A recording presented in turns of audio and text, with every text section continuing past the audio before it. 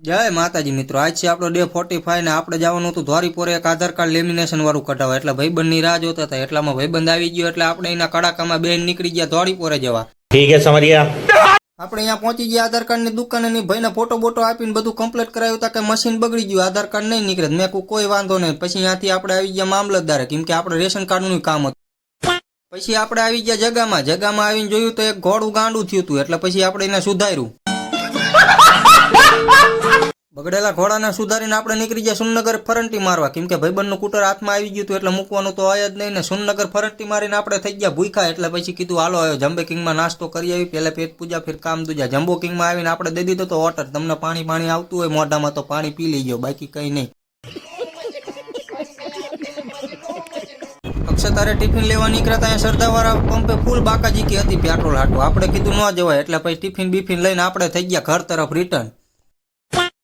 આવીને આવી બાકાજી કે આપણે ચાલુ રહેશે, તમે ફોલો મારતા રહેજો. આજના વ્લોગમાં આટલું જ. તે મળીએ કાલે. જય માતાજી.